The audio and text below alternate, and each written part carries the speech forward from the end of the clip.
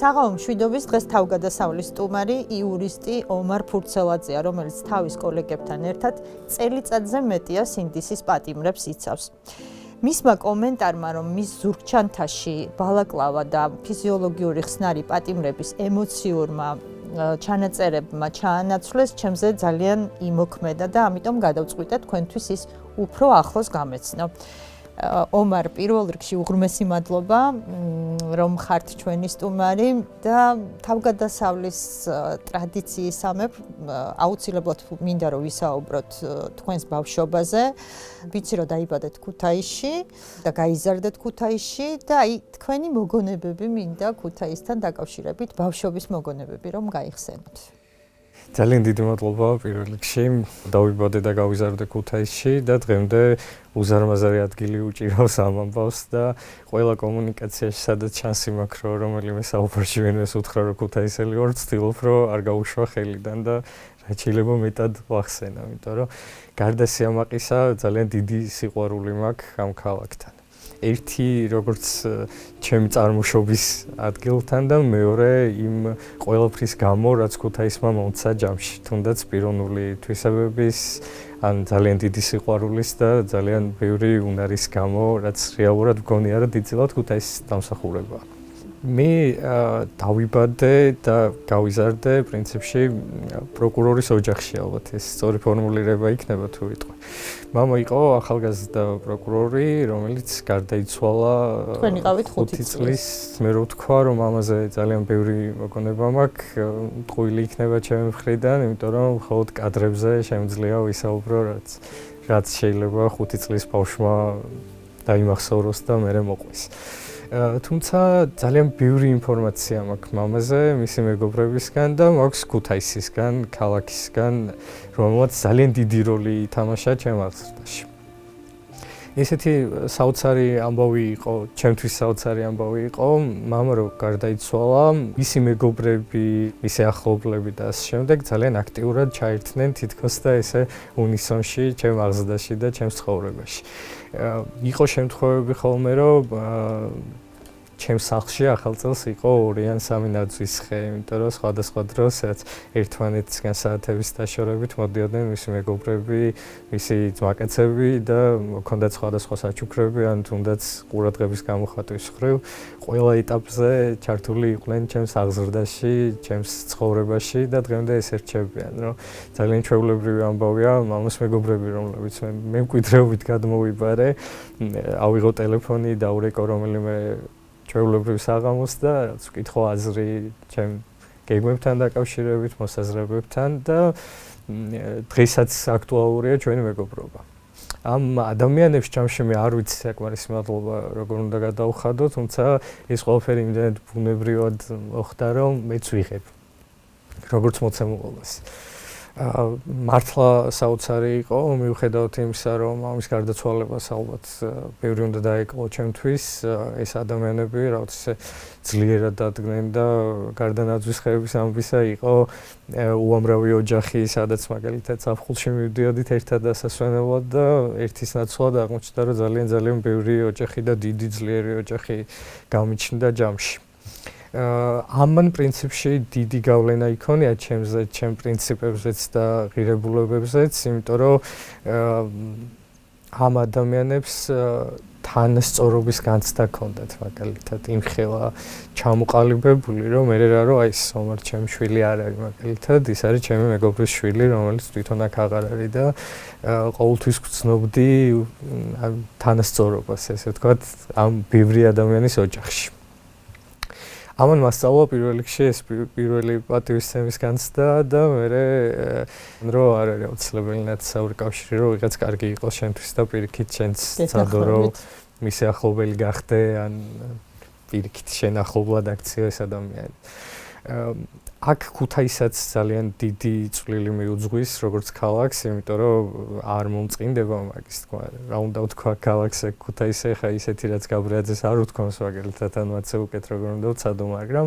ჯამი ესაა რომ ჩემი პერსპექტივა ამ ქალაქზე იყო ის დრო რაც მე როგორც ბავშვმა თვითაღზრდაზე დავხარჯე და ამ ქალაქის პარკლებში დავხარჯე ძალიან ცოტა სივრცე იყო ცუდი ადამიანი გამხდარიყავი ესე მგონია იმიტომ რომ აი ეს პატივისცემა დიდი როგორც სლოგანი ბანერი და მოტივი ამ ქალაქის ყოველთვის ეკიდა რაც სხვარი არსებობდა უფროსის მიმართ პატივისცემის თანატოლის მიმართ პატივისცემის და ქუჩაში გასული რეალურად არ ხვდებოდი რაც უცხოს სივრცეში ყველა იყო ვიღაც ადამიანი შენიანი რაც კავშირი ჰქონდა ასე შემდეგ და თვითნაბადი ურთიერთობის სტანდარტი იყო პატივისცემაზე დაფუძნებული ძალიან რთული იყო არ ქონოდა პატივისცემა სხვა ქუთაისელის მიმართ და ამან დიდწილად განაპირობა მე ჩემი პრინციპები და მათ შორის მოთხოვნები სხვა ადამიანების მიმართ რომ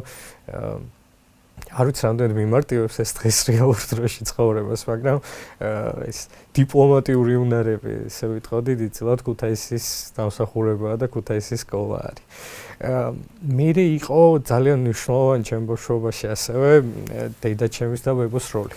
აი აუცილებლად უნდა მეკითხა, იმიტომ რომ ვიცი რომ ეს ორი ქალბატონი თქვენს ცხოვრებაში განსაკუთრებულ ადგილს იკავებს. დედა რომელიც ძალიან ადრეულ ასაკში დაქვრივდა და ბებო რომელიც შემდეგ რაღაც კარგა ხნის განმავლობაში იყო ემიგრაციაში.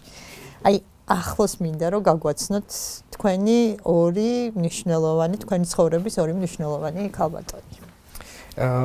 ძალიან მადლიერი ვარ ყველაფრის ალბათ რომ ელო და ნანა არიან ჩემი ოჯახის წევრები და მათ აღზარდეს. ხუმრობა ნარევი ტონით ვიძახი ხოლმე, მაგრამ რეალურად ძალიან ამაყი ვარ, იმით რომ ქალების აღზრდილი ვარ, თან ძალიან მაგარი ქალების და ძალიან მაგარი გოგოების. ორივე მათგანის ცხოვრება არის აი ეს ტრაგიკული და სევდიანი პასაჟით, იმიტომ რომ ბებო, ნანა არის ადამიანი, რომელსაც ორსულობისას გარდაიცვალა 27 წლის მეუღლე. ჩემს ბაბუზეა საუბარი. დარჩა მარტო. ამ შემდეგ გააკეთა ყველაფერი, რომ ორი შვილი აღიზარდა და მგონია, რომ ძალიან კარგად და წარმატებით გამოვიდა ეს ყველაფერი. და ამის მერე უკვე როცა მისი შვილი მამა გარდაიცვალა, ასევე ძალიან პატარა 35 წლამდე ასაკის, ნანა არის ადამიანი, რომელმაც ბარგი ჩაალაგა და ეს დღესაც კადრად მახსოვს ლურჯი მარშრუტით, იმიტომ რომ მაშინ ოფიციალურად გადასვლა ევროპის საზღვარზე მარტივი არ იყო, ისე წავიდა ქვეყნიდან სამუშაოდ, რომ აი ჩემი შვილის ოჯახი უნდა ვარჩინო და უნდა მოვუარო, რომ არ უნახავს მისი შვილის გიგას მამაჩემის საფლავი არასოდეს და ბავშვობაში მახსოვს ესეთი ალბომი იყო სახლში სადაც საფლავის ფოტოები იყო გადაღებული და ეს რეალურად მე გავუგზავნეთ ემიგრაციაში მყოფ ბებიაჩემს რო ენახა როგორ მოიწყო იქაურობა და როგორ შედგა. ამის მერე ნანა იყო 13 წლის განმავლობაში ხმა ტელეფონში. რომელიც კვირაში ერთხელ რეკავდა და გეკითხებოდა რა ხდებოდა სკოლაში, როგორ სწავლობდი, რა ამბები იყო შენ ცხოვრებაში და ასე შემდეგ და პირველად ვიზუალურად ესე შეხების დისტანციაზე ეს ადამიანი ნახე 13 წლის შემდეგ. ძალიან რთულია ის თქმა, რომ ქალებმა აღზარდეს და ეს კაცური მომენტი ან კაცის ფენომენი დაამაყლდა ცხოვრებაში თქო, იმიტომ რომ ნანა იყო თვითონ იმდენად დიდი ოჯახი იყო თვითონ, რომ ალბათ ფარავდა მთლიანად ყველა საჭიროებას და ყველა იმ განცდას, იმიტომ რომ არ ვიცი რა შეიძლება იყოს სამოქალაქო ან სოციალური გმირობის უკეთესი მაგალითი, შავებში ჩაცმული რაღაც შავი თავსაფრით წახვიდა ემიგრაციაში, იმიტომ რომ იცი მისია გაქვს და იცი ოჯახი გაქვს, რომელიც უნდა არჩიო. მერე იყო დედაჩემი, რომელიც დაქვრივდა ძალიან ახალგაზრდა ასაკში და დღესაც ესე ვიძახი ხოლმე, რომ არა ის რომ დედაჩემია და სუბიექტური ვარ მის მიმართ, ძალიან მაგარი გოგოა, ყველანაირად ძალიან ძვირფასია, ობიექტურად კარგი ადამიანია, იმიტომ რომ EO-თან სწავლობდა ამ პერიოდში მეუღლის გარდაცვალების მერე, თან მუშაობდა და ესე ვიყავით მარტო ერთმანეთთან დარჩენილი და რაღაცნაირად ერთმანეთს ვზრდიდით თუ ეხმარებოდით იმ ახალ ეგეთ გამოწვევებით სავსე ცხოვრებაში.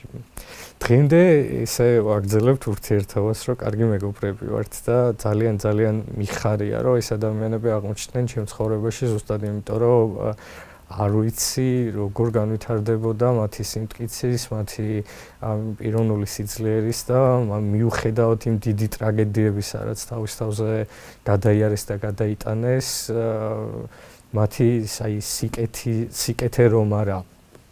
ჯამი ალბათ ისაა, რომ ძალიან დიდ სიყვარულში და სიკეთეში გავიზარდე, ისე რომ კიდე ერთხელ მიუხედავად იმისა, რომ ძალიან ბევრი მიზეზი ქონდა ამ ტრაგედიების სახით ჩემ ოჯახს, რომ რაღაცნაირად არ მინდა ამ სიტყვის თქმა გაბოროტებულიყო თუ რაღაც ცხოვრებაზე გაბრაზებულიყო ან რაღაც ღმერთზე გაბრაზებულიყო ან რამე, მაგის მიუხედავად პირიქით ძალიან დიდი სიყვარული და სიმშვიდე იყო ყოველთვის. რამაც მე ჩემზეც დიდი გავლენა იქონია და დღესაც რაც შეუგუებლობა მაქვს არა კეთილგანწყობილი გარემოების მიმართ და სივრცეების მიმართ და მაქსიმალურად ვცდილობ რომ რაღაც პრინციპულად არ შევეგუო ამ თუნდაც გენდერული ნიშნით რაც აქტებულ საუბარსაც ან ქცევას ან რაიმე მსგავს, იმიტომ რომ მე ვიცი ეხა ისტორია რომელსაც მე დედაზე და ბებოზე ვყვები ემიგრაციაზე ეს ხო არა ჩემი ამბავი, ეს არის უამრავი 90-იანებში დაბადებული უამრავი ქართველის ამბავი და მე ფანტასტიკურად მესმის რამხელა სამოქალაქო გმირობის ისტორიები დევს ყველა ამ ამბის მიმართ უკან. ნამდვილად ესეა. ომარ მამა პროკურორის ოჯახში დავიბადეო. აი მამის პროფესიამ რამდენად იქონია გავლენა შემდეგ უკვე თქვენი პროფესიის არჩევაზე? კი. მამა იყო პროკურორი, ჩემი დღევანდელი ადვოკატობა ცოტა ის კონტრასტულია. ხო, თუმცა მე ვიცი რომ თქვენ პროკურატურაშიც მუშაობდით, ხო, თავიდან? პრაქტიკები გავიარე, ამაც ძალიან დიდი როლი ითამაშა ჩემთან, იმიტომ რომ მამა რო გარდაიცვალა, ყველაფერი რაც მამაზე ვიცოდი, იყო მისი მეგობრებისგან. მის პიროვნული თვისებები, მისი უნარები. საერთოდ არ გახსოვთ? კადრები. და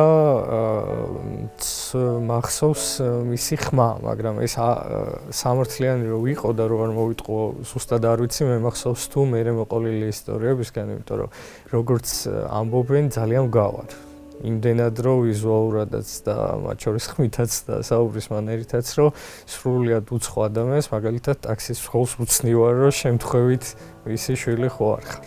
ვიცი რაც მამაზე ვიცი პრინციპში ის არის რომ მამა იყო პროკურორი, იყო ძალიან ახალგაზრდა და როგორც ამბობდნენ პერსპექტიული იმ ფაქტობრივი რეალობის გათვალისწინებით. ყავს ძალიან საინტერესო ალბათ მამაზე რაც ობიექტური ფაქტი რაც მეტყველებს იყო ის რომ ჩემი ერთ-ერთი ნათლია ქრისტიანულად მონათლის წესით მონაწილეობის მიღები არის მის ერთ-ერთი პატიმარი რომელსაც როგორც პროკურორი დაპირდა რომ მე ვიცი რომ შენ აქ სრულად შენი ბრალით არ ახარ აღმოჩენილი და ის ადამიანი პროტესტს აცხადებდა, შიმშილობდა საპატიმრო დაწესებულებაში და მათ შორის სამთრის პერიოდში 90-იანების ციხეში არ იცვალდა ტანსაცმელს და მამამ დაპირდა, რომ ყველაფერს გააკეთებდა იმისთვის, რომ როგორც პროკურორი მის ბრალდებულს დახმარებოდა და ერთი სანაცვლოდ ხოვნა იყო, რომ თუ ტანსაცმელს ჩაიცვალდა და შიმშილობა შეწყვეტდა, მე შვილს მონათლინებდა მის გამო და ურთიერთობა ნათლიასთან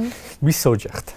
ჩემს ოჯახს ენარჩუნებული აქვს. ის თვითონ გარდაცვლილია დიდი ხნის, მაგრამ ის ალბათ კარგი ინდიკატორია მამის პიროვნულ თვისებებზე. ბევრი ესეთი ისტორია, რომლითაც თავს არ შეგაწყენთ, უბრალოდ ბავშვობიდან ესე გაჩნდა, რომ ჩემი პროფესია განხილვისაგანი არ ყოფილა და ხმამაღლა ალბათ არასოდეს ოჯახში არ გვისაუბრია რა უნდა ყოფილიყო ჩემი პროფესია, იმიტომ რომ მე თვითონ ვიცოდი სად მივდიოდი, რომ ეს იყო სამართალი და ეს იყო პროკურატურა. რატომ არ აღმოჩნდი პროკურატურაში, ეს უკვე ჩემი ნაწილია ისტორიის, რომ მქონდა ბედნიერება, ფუფუნება მე ვიტყოდი, რომ პროკურატურაში გამეღო რაღაც პრაქტიკული კურსი, პროკურატურაში ყოფნას ნიშნავდა, ეს ნიშნავდა ადგილზე შიდა სამზარეულოს ნახვას.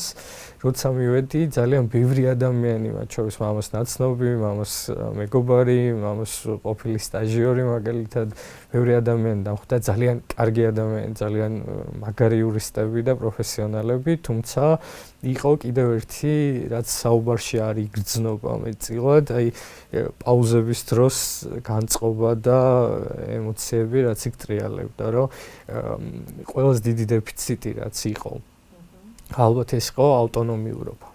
ცალკეული პროკურორის და ეს ძიმე სუბორდინაციული ვერტიკალი და დამოკიდებულება სადღაც რაღაც მითიურ ცენტრალურ მმართველობით ორგანოზე ყოველდღიურ საქმიანობაში იმდენად ინტენსიურად იგრძნობოდა, რომ რაღაც მომენტში საკუთარ თავს ალბათ ესე დაუყენე საკითხი, რომ კი გასაგებია შენ მთელი ცხოვრება გინდოდა ემზადებოდი პროკურატურისთვის მოდიოდი აქ და ფიქრობდი, რომ აქ უნდა ყოფილიყავი როგორც რაღაც მამას მემკვიდრეობის გაგრძელება ან რამე მსგავსი, მაგრამ მზადა ხარ ამ ყოველფრისთვის, რომ ამ სუბორდინატში ჩაჯდე, როგორც ერთი მოთამაშე და მაგის ხარჯზე უარი თქვა შენ ავტონომიურ სურვილებზე, ან მეორე კითხვა იყო, რომ რამდენად გაძლებ, მოდი ეს რეალისტურად მივუდგეთ ამ საკითხს და როცა პირველ რიგში ჩემ თავთან და შინაგანად შევჯერდი იმაზე, რომ პროფესია ხო არ შეიძლება რომ ადამიანისთვის თვითმიზანი იყოს, ინსტრუმენტია,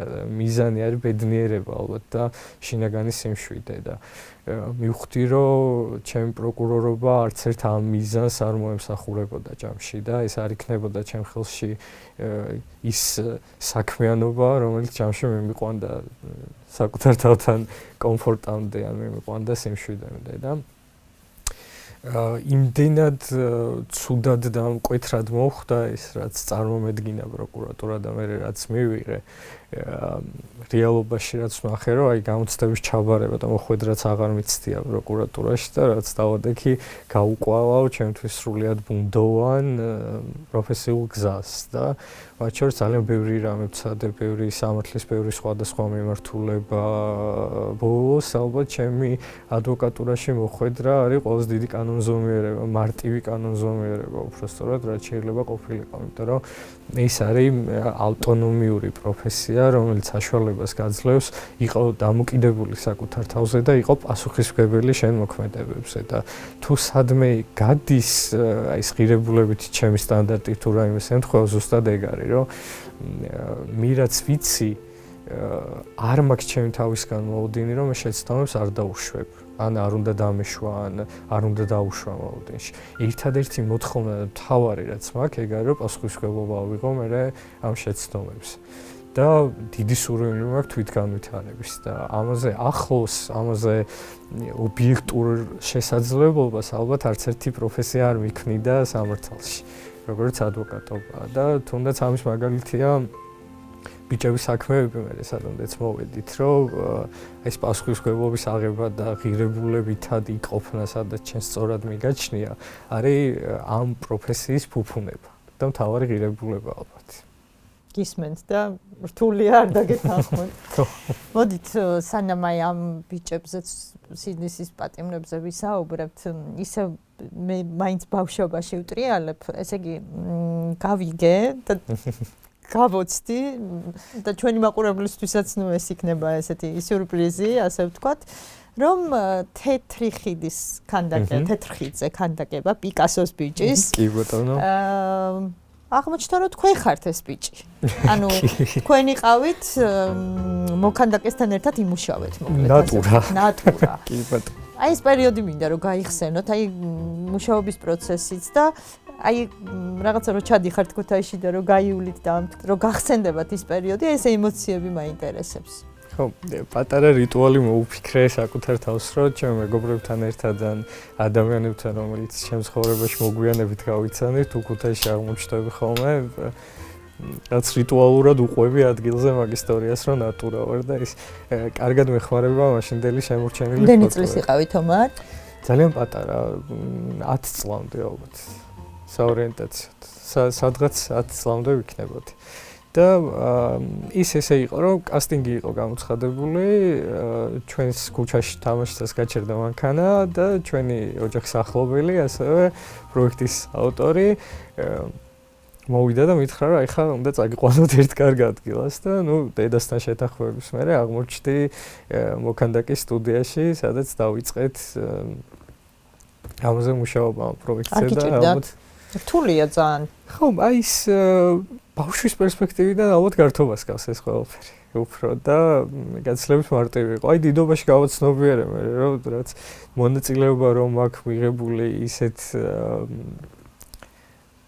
აი მქანდაკების შედგენაში, რომელიც მე ქუთაისის სიმბოლოდ იქცა, ალბათ რაც ისეთ ძალიან საყვარელი მომენტია საკუთარ თავზე და როცა მიჭირს ხოლმე რომ იმას დავაჯერო, კარგია რომ ფოტოები მაქვს, იმიტომ რომ ამდენ ძალიან ისეთი დიდი სიამაყის განცდა მაქვს, რომ აი მე მონაწილეობას ვიღებდი გენცვალო პიკასოს ბიჭის შექმნაში და ძალიან დიდი ხანი სამაყოც არის. ხო, კი, რატომაც არა. ჩემზე მეტად ალბათ მოქანდაკემ და პროექტის ავტორებმა, მაგრამ ძალიან მიხარია, რომ იქ ვიყავი და მონაწილეობას ვიღებდი. საყვარელი დეტალია, რაც სიმბოლური, რომ ჩემს სიყვარულს ქუთაისის მიმართ ალბათ არ ვიცი, რომელიმეს ეთქვა აირჩიე ფორმაო, მაგაზე უკეთ ვერ გამოვხატავდი და ვერ ვიტყოდი, რომ მისთვის ერთ-ერთ მთავარ სიმბოლოში მონაწილეობა მაქვს ვიღებული შექმნაში.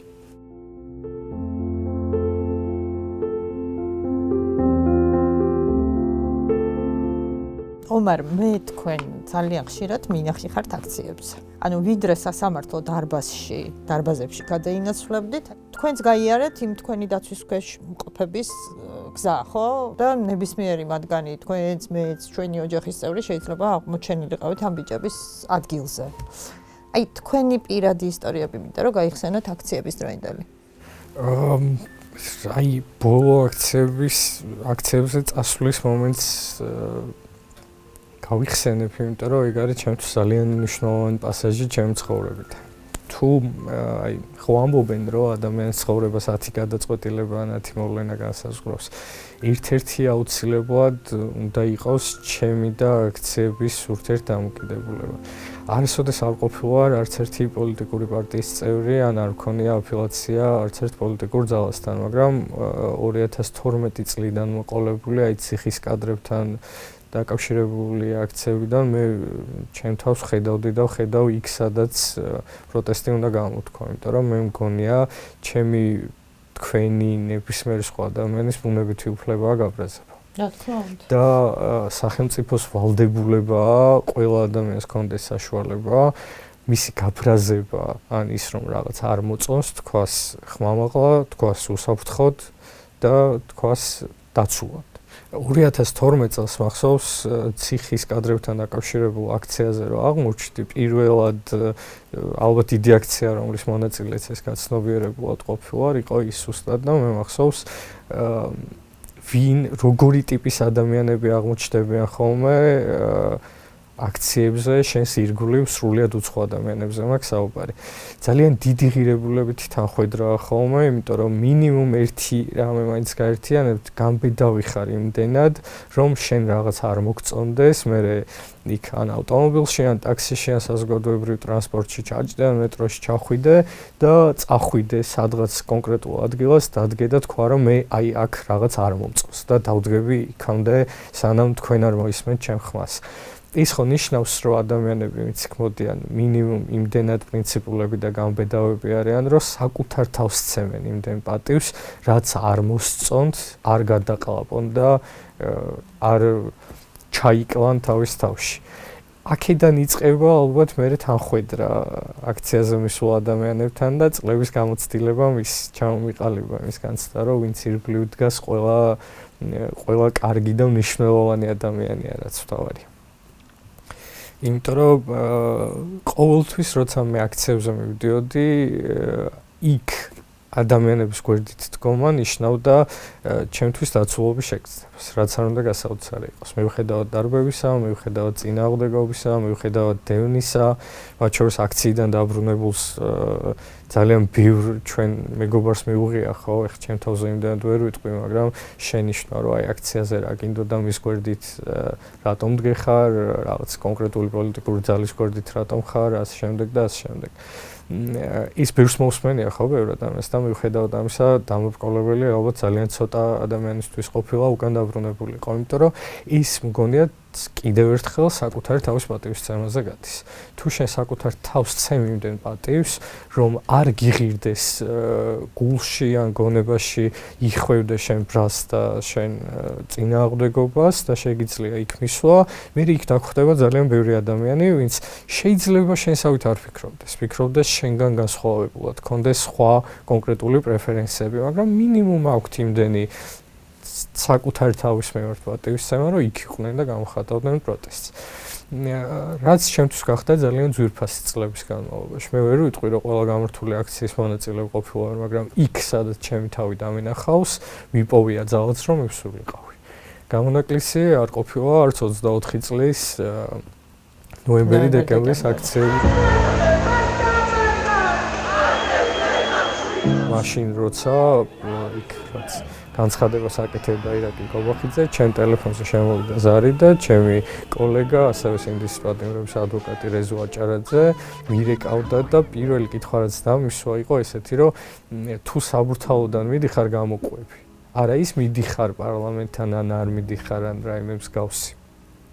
თუ საბურთალოზე გამოვილი, მაშინ ერთად წავიდეთ. ისე რომ კითხვის ნიშანი არ ქონია, მე სად ვიქნებოდი და მგონია რომ ეს ჩემი პატარა მიღწევა არის, რომ ჩემი ირგვლივ ადამიანებს შეუქმენი ის განწყობა, მე სად ვიქნები, მაშინ როცა ჩემი ხმის საჭიროება იარსებებს. ზუსტად ამიტომაც პირველი საჯარო პოსტი არ გამოურჩევი ხოლმე სოციალური აქტივობით, უბრალოდ არ გამოურჩევოდი.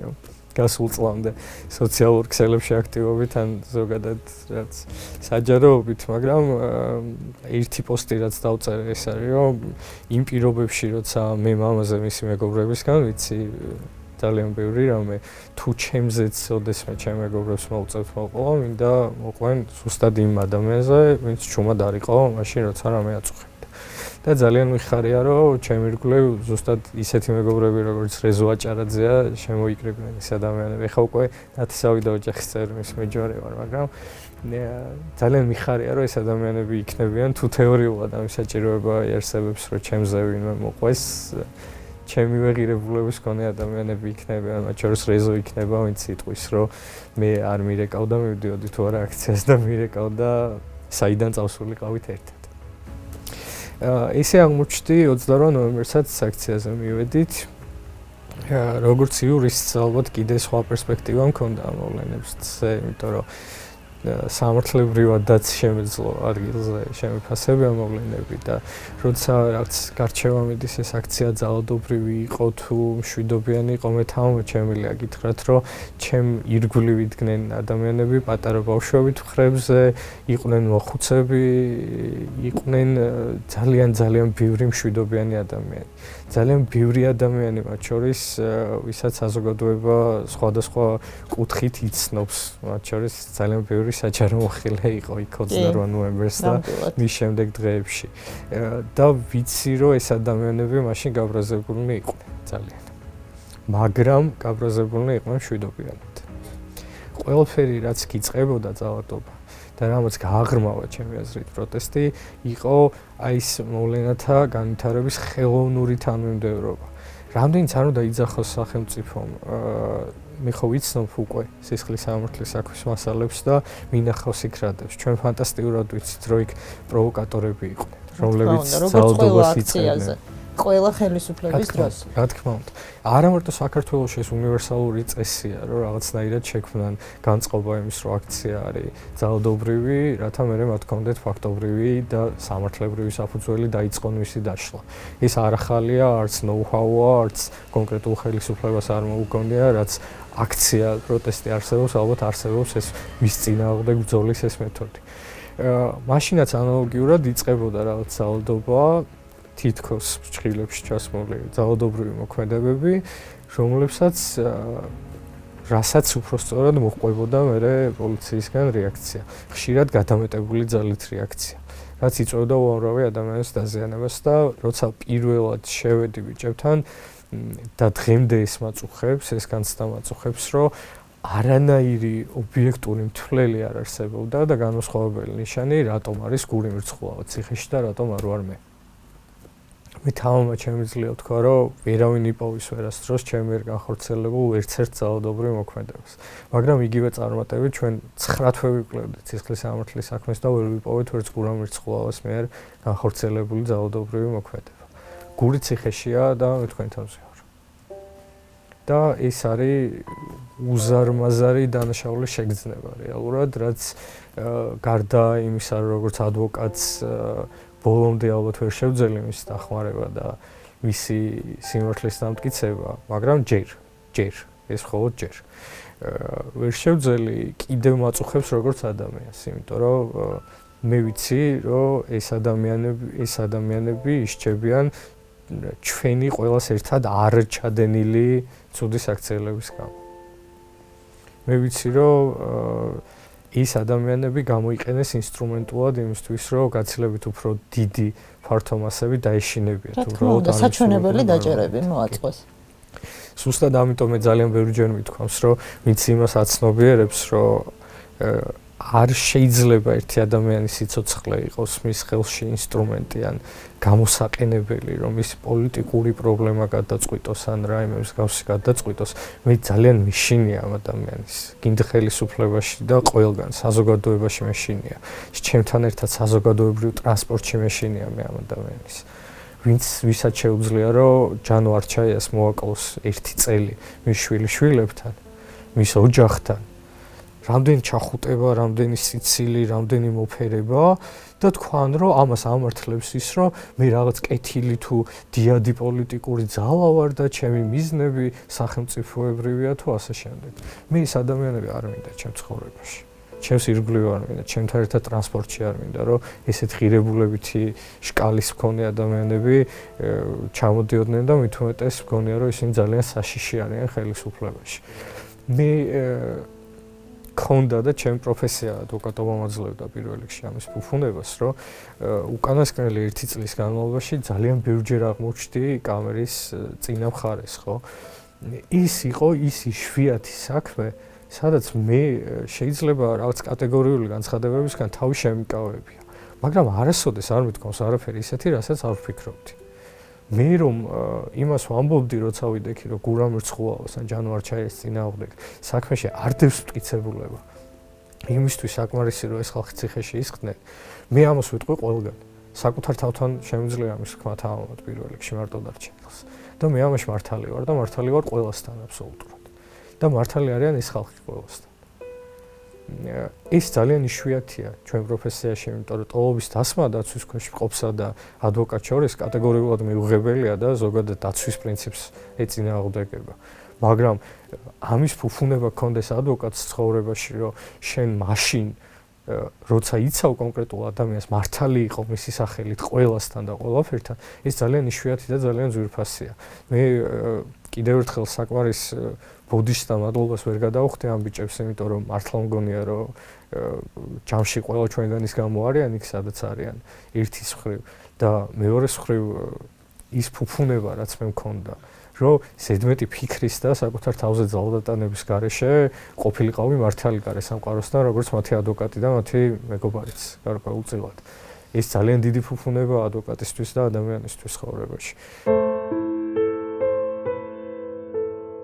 როცა მე დასკვნით სიტყვას ვამბობდი, ეს ლოგიკა მარტო კამერებზე არ ვრცელდება. ხდომის დარბაზში მე როცა ვამბობდი, რომ ჩვენ გამარჯვებულები ვართ და ამას ვერც გაუსტაშვილი ვერ შეცვლიდა და ვერც ვერავინ ვერ შეცვლიდა, გულისხმობდი ზუსტად იმას, რომ რაც არ უნდა მოესაჯათ, რაც არ უნდა დაეწერათ გადაწყვეტილებაში ამ ხალხს. ჩვენ მართალი ვიყავით, იმიტომ რომ ხდომები წარმართეთ ისე, როგორც შეგვიფერებოდა ჩვენ. ადამიანებს, ვისაც სიმართლეზე ქონდა განცდა და პრეტენზია, ხდომის დარბაზში ვიყავით ყველასთან, ყველა შემოსულ პირთან მართალი.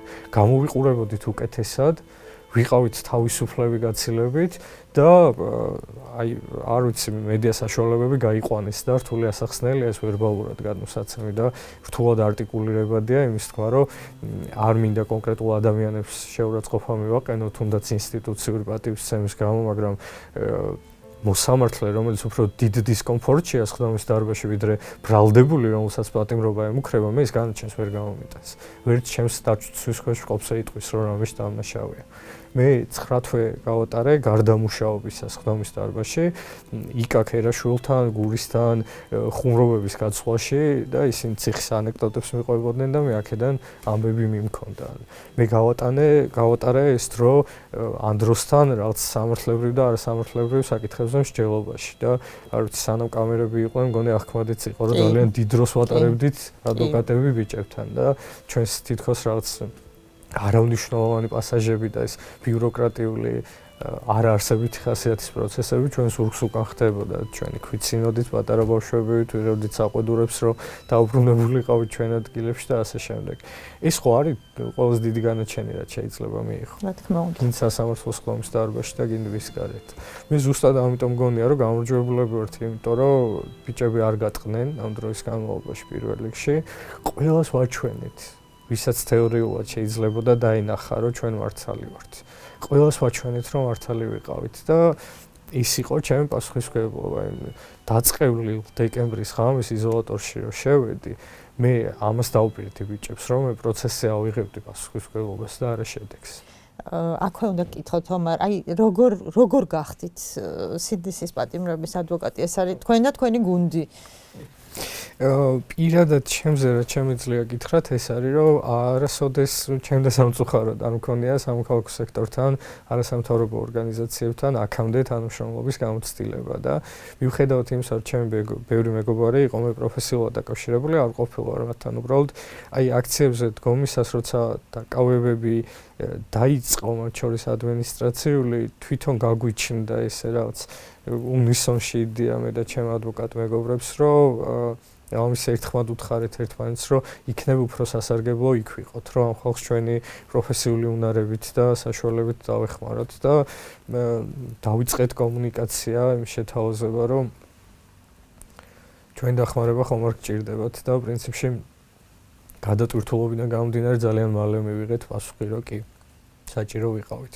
პირველად აღმოჩნდი გია ტერიშვილთან, რომელსაც მე ირაკლი იცავდა ჩამახაშვილი სხდომის დარბაზში. პირველად აღმოჩნდი გია ტერიშვილთან და ერთ-ერთი ყველაზე სევდიანი კარიერული გამოცდილებაა ჩემთვის, რომ იზოლატორიდან ამოსული გახარებული სახით მოვდიოდით, იმიტომ რომ ოჯახის წევრებისთვის გვეთქვა, რომ ნაცემი არ არის. ხო, საოცარი დღეები გავიარეთ. თან ვინმე არ დამუქრებიან, შეურაცხყოფა არ მივყენებია, თან რაღაც ძალადობის ხვერპლი არ გამხდარა, მაგრამ იმ ფაქტობრივ რეალობაში ეს იყო ალბათ მაქსიმუმი, რაც შეიძლებოდა მიგვეღონ. იყო მე რამდენიმე ღამე იზოლატორებთან მანქანებში, ცივღამეებში, მანქანაში ღამის თენების, იმიტომ რომ 7 და 8 საათი ვეძებდით პატიმრებს.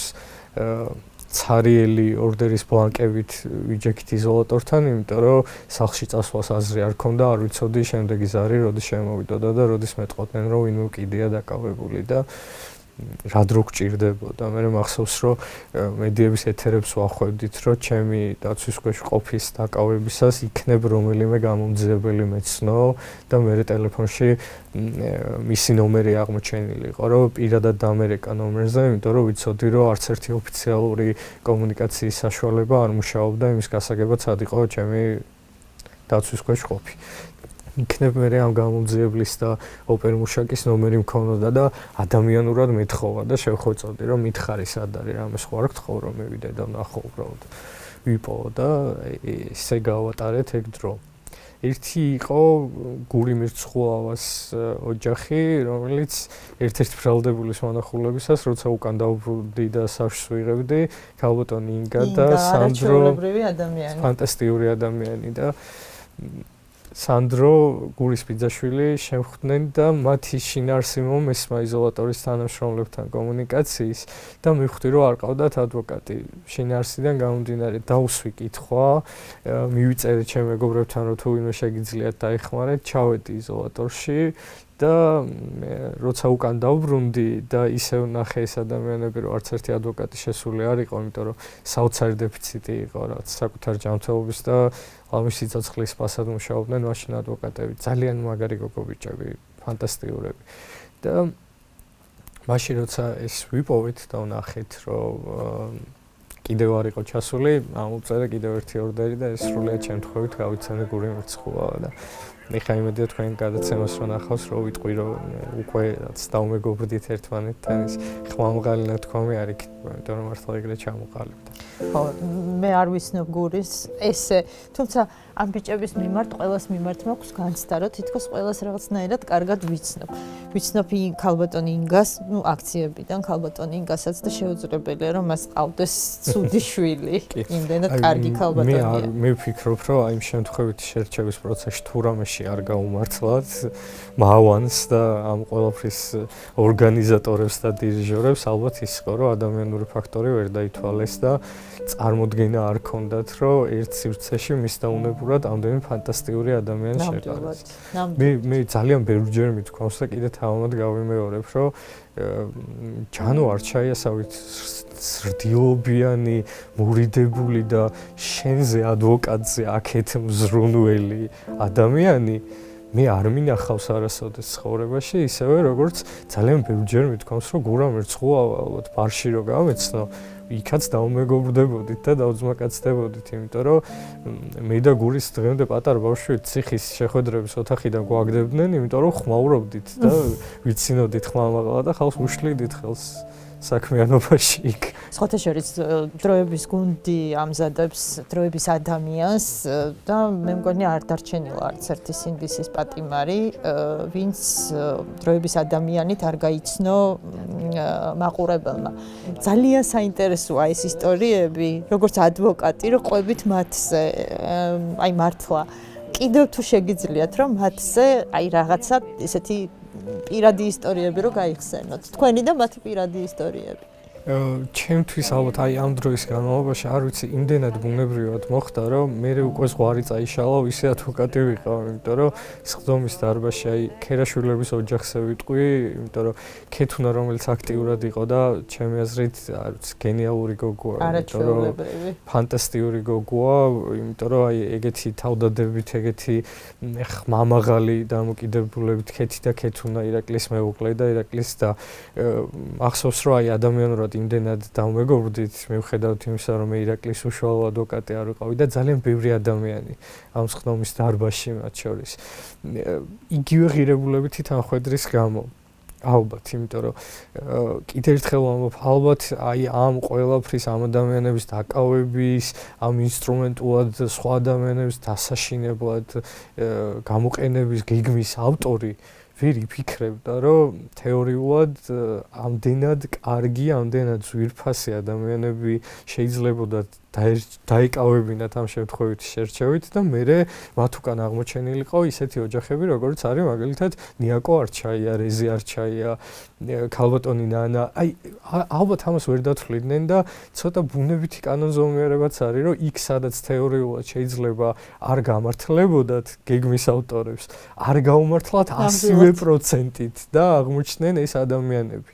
მეორე მხარეს, რომელიც ფიზიკურად შეუძლებელია, რომ აი ადამიანმა ჩართოს მათ შორის თქვენი გადაცემები უბრალოდ ნახოს ეკრანზე და მოусმინოს მათ აზროვნების თანმიმდევრობას, მათ მიტყველებას მოусმინოს ამ ხალხის და გულში აი არ რაც არ უნდა ანტაგონისტურად იყოს განწყობილი, გულში არ გაუელოს, არ მოეწონოს ეს ხალხი და არ ესიმპათიუროს იმდენად კარგები არიან. და არიან ბუნებრივად კარგები და ბუნებრივია, როცა ჩვენ ეს დრო გავატარეთ სხდომის დარბაზებში, ბიჭებთანაც დავმეგობრდით მივედით მათ შორის, ნახეთ, არ ვიცი მე როგორ არ უნდა შემყარებოდა და როგორ უნდა გამეულო ზღვარი, რომ გულის ვიცავ და არ ვიცავ ჯაბუს.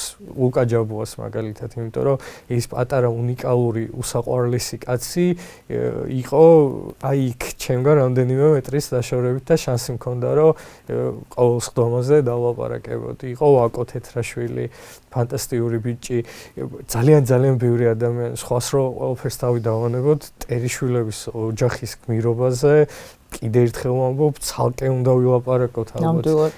იქ ქალბატონი მარინა ტერიშვილების დედა, რომელმაც არ ვიცი როგორ ორი ფანტასტიკური შვილი, ორი ერთი ესე ტრაგიკულად, მეორე ამდენი წლის შემდეგ ისევ იგივე პრობლემასთან ბრძოლაში და რაღაცნაირად ეს ქალი მუდმივად ინარჩუნებს აი ამ სიმშვიდეს, სიწყდარეს და მართლა სიყვარულის იქით არ ასხივებს არაფერს, ხო? ხო, აი ეს მე როგორც გითხარით, მე ხომ მინახავს როგორ შეიძლება ტრაგედია გამოიარო და პიროვნულად გადარჩე.